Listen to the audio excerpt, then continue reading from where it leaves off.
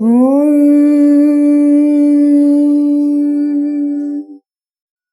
ద్వైత విశిష్టవాద కుశవైరద్వైత భక్తృర్చితం సార విచార చారు మనసం సంఘావతం వల్లభం స్వాప్తానాప్త సమస్త జీవ సదయం జ్ఞానాశ్రయమాశ్రయం స్వాప్తానాప్త సమస్త జీవ సదయం జ్ఞానాశ్రయమాశ్రయం వందే ద్వైత గురుం జగతాం ధీశంకరం శంకరం వందే ద్వైత గురుం జగతాం ధీశంకరం శంకరం. శృతి స్మృతి పురాణానాం ఆలయం కరుణాలయం శృతి స్మృతి పురాణానాం ఆలయం కరుణాలయం నమామి భగవత్పాదశంకరం నమామి భగవత్పాదశంకరం లోకశంకరం లోకశంకరం. శ్రీ గురుభ్యో నమః. శ్రీ శ్రవణ ఛానల్కి శ్రోతలందరికీ కూడాను మరొకసారి స్వాగతం. ఈరోజు మనం 361, 362 శ్లోకాల్ని చెప్పుకోబోతున్నాం అన్నమాట. నిన్న మనం భ్రమర కీటక న్యాయం గురించి చెప్పుకుంటూ శంకర భగవత్పాదుల వారు మనని ఏ విధంగా ధ్యానంలో ఉండాలి అన్నది సూచించారు. ఇక్కడ ఆయన ఏం చెప్తున్నారో మనం తెలుసుకుందాం. అతీవ సూక్ష్మం పరమాత్మతత్వం న స్థూలదృష్ట్యా ప్రతిపత్తుమర్హతి సమాధినాత్యంత సుసూక్ష్మవృత్యా జ్ఞాతవ్యమాత్యైరతిశుద్ధబుద్ధిభిః. ఇక్కడ పరమాత్మ చాలా అత్యంత సూక్ష్మమైనవాడు. అందువల్ల మనలాంటి వాళ్ళం దాన్ని తెలుసుకోలేం ఈ బాహ్య మనసుతోటి అంటూ ఈయన చెప్పబోతున్నారు. దాన్ని పూర్తి వివరంగా మనం ప్రతి పదార్థాన్ని చూసిన తర్వాత చెప్పుకుందాం.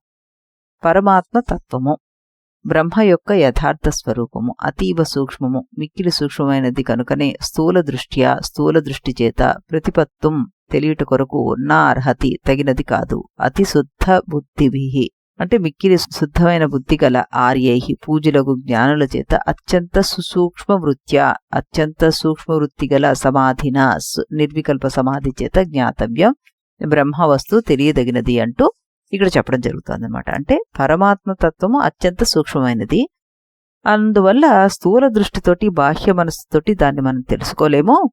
మనసు సంపూర్ణ నిర్మలమై సమాధి ద్వారా ఏర్పడిన అత్యంత సూక్ష్మమైన బ్రహ్మాకార వృత్తితోనే ఆర్యులు అంటే వివేకులు ఈ పరమతత్యాన్ని ప్రత్యక్షంగా గ్రహిస్తారు అంటూ ఇందులో చెప్పడం జరుగుతుందన్నమాట. ఈ శ్లోకంలో శంకరులు పరమాత్మ ఎందుకు సులభంగా కనిపించడు అనే ప్రశ్నకి మనకి సమాధానం ఇస్తున్నట్టుగా అనిపిస్తోంది. పరమాత్మ దూరంలో ఉన్నందుకు కాదు, మనకి దాగి ఉన్నందుకు కాదు, ఆయన అత్యంత సూక్ష్మస్వరూపుడు కావడం వల్ల అని అర్థం చేసుకోవాలి. ఇక్కడ సూక్ష్మము అంటే ఇంద్రియాలకు అందని చైతన్య స్వరూపము అంటూ మనం గుర్తించుకోవాలన్నమాట. పెద్దలు మనకి ఎప్పుడు ఇదే చెప్తుంటారు. శుద్ధ బుద్ధిలో పుట్టే బ్రహ్మాకార వృత్తి మాత్రమే మనకి అవిద్యను తొలగిస్తుంది. అందుకే ఆయన ఎప్పుడూ కూడాను శ్రవణ మనన నిధిధ్యాసల ద్వారానే సమాధి అవసరం అంటారు శంకరుల వారు. బ్రహ్మ ఎక్కడుంది, ఎందుకు కనిపించదు అంటూ మనకి అనేక మార్లు ప్రశ్నలు వస్తుంది. శంకరుల వారు చెప్తున్నారు, కనిపించకపోవడానికి కారణం అది దూరంలో ఉండడం ఏమీ కాదు, అది చాలా సూక్ష్మం. మన కళ్ళతోటి మన ఆలోచనలు మనం చూడగలుగుతామా? చెవులతోటి ప్రేమను వినగలమా? చేతులతోటి ఆనందాన్ని తాగగలమా? లేదు కదా. ఎందుకంటే అవి ఇంద్రియాలకు అతీతమైనవి. అలాగే పరమాత్మ ఇంద్రియ గోచర వస్తువు కాదు. ఆయనని ఆధారంగా చేసుకుని ఇంద్రియాలన్నీ పనిచేస్తున్నాయి. అందుకే కేనోపనిషత్తు మనకి చెప్తుంది, చెవికి చెవి, కంటికి కన్ను, మనస్సుకు మనస్సు. మనస్సు నిర్మలమైతే అది అద్దంలా మారుతుంది. ఆ అద్దంలో ప్రతిబింబించేది ప్రపంచం కాదు, స్వరూప బ్రహ్మ అంటూ మనం చక్కగా అర్థం చేసుకోవచ్చు అనమాట. ఉదాసీన వదాసీనో గుణైర్యోన విచాల్యతే గుణా వర్తంతే ఇత్యేవ యో అవతిష్టతి నేంగతే అంటారు. అంటే యహ గుణైః నా విచాల్యతే గుణాః ఏవ వర్తంతే ఇది అవతిష్టతి అని అన్వయం చెప్పుకుంటే మనం దీనికి గుణాల ఆటలో చిక్కకుండా సాక్షిగా నిలిచిన వాడే పరమార్థాన్ని గ్రహించగలడు అంటారు కృష్ణ పరమాత్మ స్వయంగా. ఆ భగవంతుడు చెప్పిన మాటని ఇక్కడ మనకి ఈ సూక్ష్మ వృత్తి మనకి ఉద్భవిస్తే గాని అది ఈ గుణ వికారాలను అన్ని కూడాను ప్రశాంతమైతేనే వస్తుంది. కాబట్టి మన్ని ఆ ప్రయత్నం చేయమంటున్నారు శంకర భగవత్పాదుల వారు. అణోరణీయాన్ మహతో మహీయాన్ ఆత్మాస్య జంతోర్నిహితో గుహాయం తమక్రతు పశ్యతి వీతశోకో ధాతు ప్రసాదాన్ మహిమానం ఆత్మనః అంటారు. అంటే ఆత్మ అణోహ అణియాన్ మహతః మహీయాన్ స హృదయ గుహాయం నిహితః అంటారు మనకి కఠోపనిషత్తులో. ఆత్మ అత్యంత సూక్ష్ముడు, అదే సమయంలో అనంత మహిమ కలవాడు. నిర్మలమైన అంతఃకరణంతోనే ఆయన దర్శనం మనకు కలుగుతుంది అంటుంది ఉపనిషత్తు. కఠోపనిషత్తు మనకి స్పష్టంగా చెప్పేస్తుంది అనమాట. అతీవ సూక్ష్మము అన్నది అందుకే ఇక్కడ శంకరుల వారు. ఆయనే మళ్ళీ దక్షిణామూర్తి స్తోత్రంలో విశ్వం దర్పణ దృశ్యమాన నగరీతుల్యం నిజాంతర్గతం అంటారు ఆయన. ఈ విశ్వం అంతా మన చైతన్యంలోని ప్రతిబింబంలా కనిపిస్తోంది అంటూ. బాహ్య దృష్టి నుండి అంతర్ముఖ దృష్టికి మారినప్పుడే మనం సూక్ష్మ సత్యాన్ని గ్రహించగలము అంటున్నారు శంకరుల వారు. తన్ను వెతికి చూడు తానే తత్వము, తన్ను విడిచి వెతగా తత్వము దొరకదు అంటూ మనకి వేమన పద్యంలో కూడాను ఇదే భావం వస్తుందన్నమాట. బాహ్య ప్రపంచంలో వెతికితే కాదు, అంతర్ముఖత్వం ద్వారానే తత్వజ్ఞానాన్ని మనకి తెలుస్తుందని. దేవుణ్ణి ఎలా చూడాలి అంటూ ఓ శిష్యుడు రమణ మహర్షిని ప్రశ్నించారట. ఆయన చాలా ప్రశాంతంగా చూసేవాడెవరో ముందుగా తెలుసుకో నువ్వు అంటూ ఒక్క వాక్యంలో చెప్పేశారట. బాహ్య దృష్టి దేవుణ్ణి వెతుకుతుంది, సూక్ష్మ దృష్టి ద్రష్టనే పరిశీలిస్తుంది అన్నమాట. అక్కడే బ్రహ్మ సాక్షాత్కారం జరుగుతుంది మనకి. సముద్రాన్ని చూడ్డానికి కళ్ళు చాలు, నక్షత్రాలను చూడ్డానికి మనకి దూరదర్శిని కావాలి, సూక్ష్మజీవుని చూడ్డానికి సూక్ష్మదర్శిని కావాలి. అయితే ఆత్మను చూడ్డానికి శంకరుల వారు నిర్మలమైన బుద్ధి ఉంటే చాలు అంటున్నారు. శుద్ధమైన మనస్సే బ్రహ్మదర్శనానికి అద్దం అంటూ చెప్తున్నారనమాట. మనస్సు ప్రశాంతమైతే బ్రహ్మ కొత్తగా ఏమీ రాదు, స్వయంగా ప్రకాశిస్తున్న ఆ సత్యం బయటకు వస్తుంది అంటున్నారు ఆయన. ఎందుకంటే పరమాత్మ లేనందుకు కాదు, దూరంలో ఉన్నందుకు కాదు, ఆయన అత్యంత సూక్ష్మమైన చైతన్య స్వరూపుడు కావడం వల్ల స్థూలమైన ఇంద్రియాలు, చంచలమైన మనస్సు, మలినమైన బుద్ధి ఆయన్ని గ్రహించలేవు. శ్రవణ మననల ద్వారా శుద్ధమైన బుద్ధిలో ఉద్భవించిన బ్రహ్మాకార వృత్తి సమాధి నిష్ట ద్వారా పరిపక్వమై అపరోక్షానుభూతిని ప్రసాదిస్తుంది. సాధకుడికి ఒక స్పష్టమైన మార్గాన్ని చూపిస్తుంది. బాహ్యాన్వేషణను తగ్గించి అంతర్ముఖతను పెంపొందించుకోండి అంటూ ఇక్కడ శంకరుల వారు చెప్తూ అది మనస్సు శుద్ధి చేస్తుంది, బుద్ధిని సూక్ష్మం చేస్తుంది. అప్పుడు తెలుసుకోవాల్సిన బ్రహ్మ హృదయంలో ప్రకాశిస్తూ అఖండ సచితానంద స్వరూపంగా నిలుస్తుంది అంటూ ఈయన చెప్పడం జరిగిందనమాట. ఇప్పుడు మనం 2వ శ్లోకాన్ని కూడాను వినేద్దాం ఈరోజు. యథా సువర్ణం పుటపాకశోధితం త్యక్త్వామలం స్వాత్మగుణం సంరుచ్ఛతి తథా మనస్సత్వరజస్తమోమలం ధ్యానేన సంత్యజ్య సమేతి తత్వం. ఇప్పుడు 2వ శ్లోకాన్ని ప్రతిపదార్థాన్ని చూద్దాం మనం.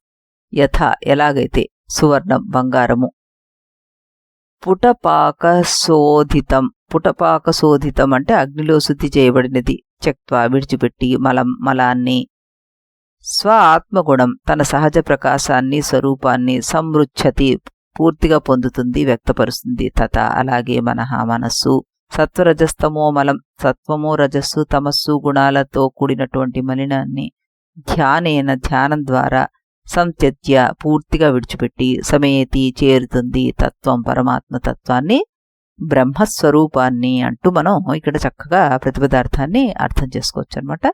ఎలాగైతే అగ్నిలో శుద్ధి చేయబడిన బంగారం తనలోని మలినాలను విడిచిపెట్టి తన సహజమైన ప్రకాశాన్ని పొందుతుందో, అలాగే ధ్యాన సాధన ద్వారా మనసు సత్వరజస్తమో గుణాల మలినాలను అధిగమించి పరమాత్మతత్వంలో ఐక్యం అవుతుంది అంటూ చెప్తున్నారనమాట. ఇక్కడ ఈ శ్లోకంలో శంకరాచార్యుల వారు ధ్యానం యొక్క శుద్ధికర శక్తిని వివరిస్తున్నారని చెప్పుకోవచ్చు మనం. ఇక్కడ గమనించాల్సిన విషయం ఏమిటంటే, బంగారంలో ప్రకాశం ముందే ఉంది. అగ్ని కొత్తగా ప్రకాశాన్ని సృష్టించలేదు, మలినాలను మాత్రం తీసేస్తుంది అనమాట. అలాగే ఆత్మజ్ఞానం కొత్తగా ఉత్పన్నమయ్యేది ఏమీ కాదు. ధ్యానం ఏమీ ఆత్మను సృష్టించట్లేదు, మనస్సులోని మలినాలను తొలగింపజేసి ఇప్పటికే ఉన్న ఆ పరబ్రహ్మ స్వరూపాన్ని ప్రత్యక్షం చేస్తోంది అని మనం చక్కగా అర్థం చేసుకోవచ్చు అనమాట. దీన్ని శంకరులు అద్వైతంలో ధ్యానం జ్ఞానానికి సహాయకం అని చెప్తున్నారు. జ్ఞానాన్ని ఉత్పత్తి చేసేది మాత్రం కాదు అంటున్నారు ఆయన. ఈ శ్లోకం నిజంగా గొప్ప ధైర్యాన్ని ఇస్తుంది మనందరికీ. మనలో చాలామంది, మనందరం కూడా ఇలా అనుకుంటాం, నా మనస్సు చాలా చంచలంగా ఉంది, అబ్బా నాలో కోపం ఎక్కువగా ఉందండి, అసూయ కలుగుతోంది, అహంకారం కూడా ఉంది అంటూ చెప్తుంటాం.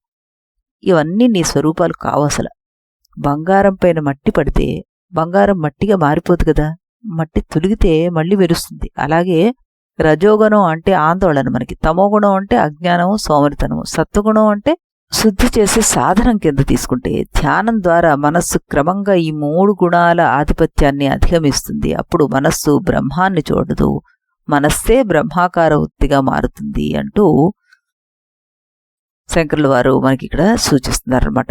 బ్రహ్మభూత ప్రసన్నాత్మ నా శోచతి నా కాంక్షతి సమః సర్వేషు భూతేషు మద్భక్తిం లభతే పరాం అంటారు కృష్ణాచార్యుడు. ఇహ బ్రహ్మభూత భవతి సహ ప్రసన్నాత్మ భవతి నా శోచతి నా కాంక్షతి అంటారు ఆయన.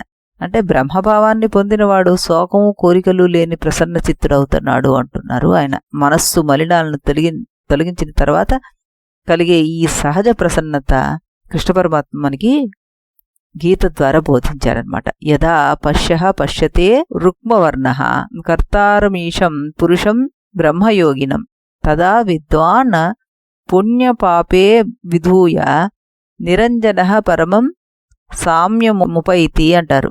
అంటే విద్వాన్ పుణ్యపాపే విధూయ నిరంజన పరమం సామ్యతు ఉపైతి అంటారు. అంటే జ్ఞాని పుణ్యపాప రూపమన్నాలను విడిచిపెట్టేసి నిర్మలుడై పరబ్రహ్మస్వరూపాన్ని సామ్యాన్ని పొందుతాడు అని అర్థం చేసుకోవాలి మనం.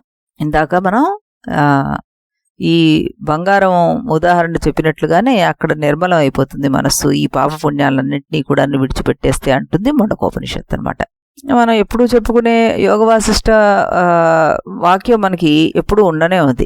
ఏమంటుంది అది? మన ఏవ మనుష్యాణం కారణం బంధమోక్షయో అంటూ, మనస్సే బంధానికి కారణం, అదే గనుక శుద్ధమైతే మోక్షానికి కూడా కారణం అవుతుంది అంటూ చాలా తేలిగ్గా చేర్చేశారు. అంతయు హరిమయమే అంతరంగం శుద్ధమైతే అంటారు అన్నమాచార్యుల వారు. శంకరుల వారు ఎక్కడికక్కడ మనని ప్రోత్సహిస్తూనే ఈ విషయాన్ని చెప్తున్నారు. మీరు పరిపూర్ణులు కావడానికి కొత్తగా ఏది సంపాదించాల్సిన అవసరం లేదర్రా, మీరు ఇప్పటికీ పరిపూర్ణులే, తొలగించాల్సింది మనసు పైన పేరుకున్న అజ్ఞానం అనే మలినం అంటున్నారు. బంగారాన్ని అగ్ని భయపెట్టదు, అది మరింతగా ప్రకాశవంతం చేస్తుంది.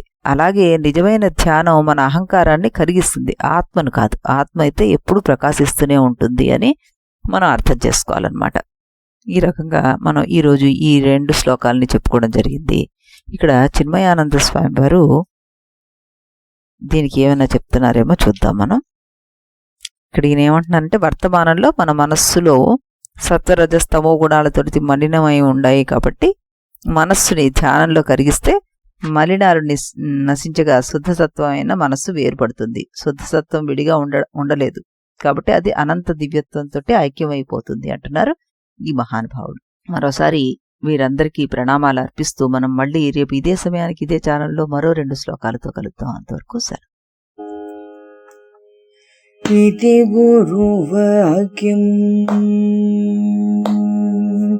ఇది గురువాక్యం విది వేదాంతం విది తారకమిది బ్రహ్మము. ఇది గురువాక్యం విది వేదాంతం విది తారకమిది బ్రహ్మము. ఇది మొదలిది నడుమిది తుది తెలిసిన వాడేవాడుగా. ఇది మొదలిది నడుమిది తుది తెలిసిన వాడేవాడుగా. ఇది గురువాక్యం విది వేదాంతం విది తారకమిది బ్రహ్మము. ఇది గురువాక్యం.